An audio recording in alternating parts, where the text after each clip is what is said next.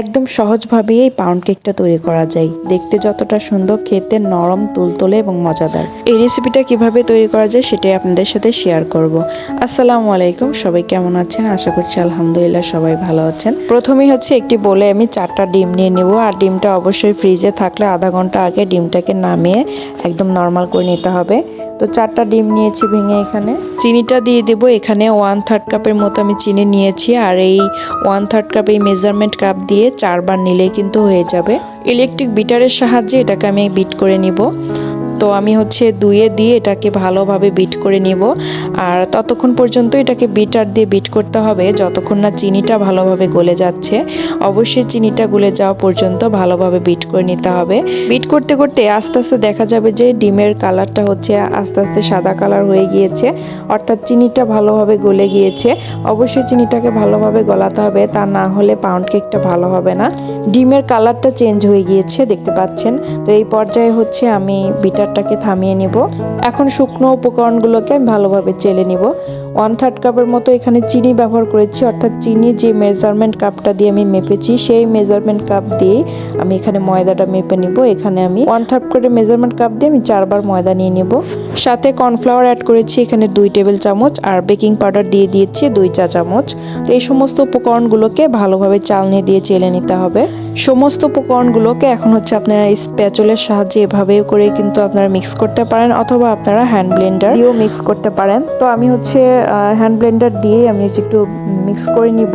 তো বেশিক্ষণ হচ্ছে স্পিডে দেওয়া যাবে না, একে রেখে 30 সেকেন্ডের মতো করে দ্রুত করে বন্ধ করে দিতে হবে। এরপর হচ্ছে আমি এখানে তেল দিয়ে দিচ্ছি। এখানে হচ্ছে আমি 1.25 কাপের মতো তেল দিয়ে দিলাম। 1.5 চা চামচ ভ্যানিলা এসেন্স দিয়ে দিলাম। এখন স্প্যাচুলার সাহায্যে আমি ভালোভাবে একটু মিক্স করে নিচ্ছি। আর হ্যাঁ, কেকে হচ্ছে আমি সামান্য পরিমাণ একটু লবণ ব্যবহার করেছি টেস্টের জন্য। আপনারা যদি লবণ খেতে পছন্দ না করেন তাহলে সেক্ষেত্রে স্কিপ করতে পারেন। কেকটাকে সেট করার জন্য একটা মোল্ড নিয়েছি, আর মোল্ডের নিচে একটা কাগজ বিছিয়ে দিয়েছি। আর সাথে হচ্ছে তেল দিয়ে 4 সাইড দিয়ে হচ্ছে ব্রাশ করে দিয়েছি। আর এখন হচ্ছে এই মোল্ডে আমি ব্যাটারটা ঢেলে নিচ্ছি। আজকের কেকটা হচ্ছে আমি একটা হাঁড়িতে বসিয়েছি, আর হাঁড়িটা ভালোভাবে 10 মিনিট গরম করে নিয়েছি।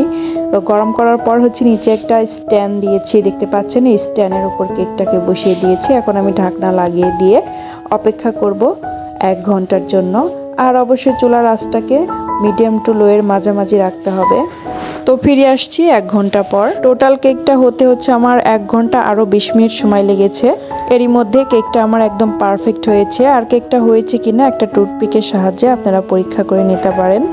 তো দেখতে পাচ্ছেন কেকটা কিন্তু একদম ফুলে ডাবল হয়ে গিয়েছে। এখন এটাকে মোল্ড আউট করতে হবে। এখন এর উপর দিয়ে আমি একটু সুগার সিরাপ দিয়ে দিচ্ছি। দোকানের কেকগুলো উপরের দিকটা একটু ভেজা ভেজা থাকে, অর্থাৎ সুগার সিরাপটা দিলে কেকটা কিন্তু উপরের দিকটা দেখতে ভালো লাগে আর খেতেও অনেক বেশি ভালো লাগে। তো আমি এর জন্য একটু সুগার সিরাপটা দিয়ে নিচ্ছি। কেকটাকে একটুখানি ঠান্ডা করে এখন এটাকে স্লাইস করে নিতে হবে।